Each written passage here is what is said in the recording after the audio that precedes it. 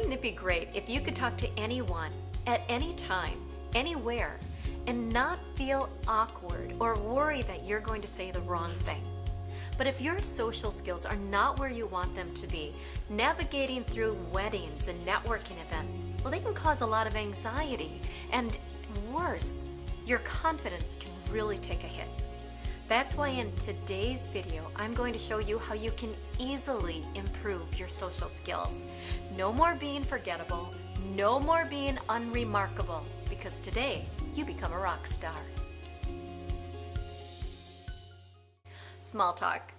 Yeah, not too many people dig small talk. In fact, it's the #1 complaint I get from my clients is they talk about their disdain for it, because what they want to do is just go right into those meatier, meaningful, deeper conversations.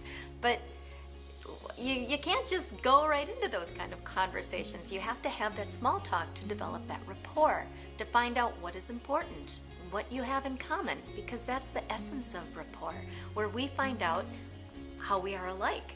And with relationships, that's what they're built on, personal and business, on what we have in common, how we are alike, because we like to do business with people who are like us.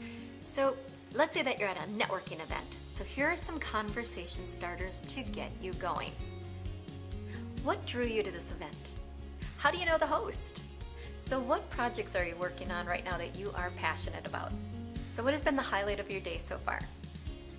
So all of these questions here are simple, and that's the beauty of them. And they're not yes or no questions, they're open-ended, so they actually start a conversation. But most of all, remember to be curious about the person that you're talking to, because we naturally gravitate towards people who are curious about us. One of the best ways that you can ingratiate yourself to another is by bringing value to that engagement, that conversation. Now I know it's a no-brainer, but so few people do it, which is why when you do it, it's going to set you apart from the rest of the pack. So how do you do this? You pay attention to the conversations and you listen for those little clues, and then you're going to follow up with value. For example, recommend that coffee shop, suggest a drink, offer to follow up and send them an article that you think that they might be interested in, invite them to an event, make an introduction and introduce them to someone else at the event and increase their network. What you are doing is you are showing value. Now, people may not always remember the conversation that they had with you, but they will always remember how you made them feel. Just as important as that first impression is, so is that final few moments of a conversation. Now, the more charismatic you become, the harder it is going to be for people to want to let you go. So one of the things you want to remember is don't let that conversation go on too long, because you run the risk of letting that conversation go stale. And remember, people will remember how it feels to be in that conversation with you. So one of the first things that you can do is to have a job at this event that you're at.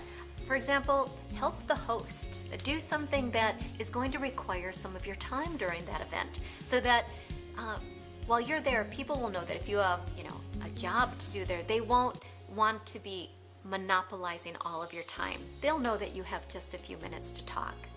Now, 2, before the conversation ends, you want to make them feel good. So let them know what a pleasure it was. Make a suggestion, make an introduction, and let them know how great it was to be in that conversation with them. And then you're going to start to turn your toes into the direction that you want to go. Now, they too will start to turn their toes, and most likely they'll start to speak faster, because at a gut level, they'll know that the conversation is coming to an end.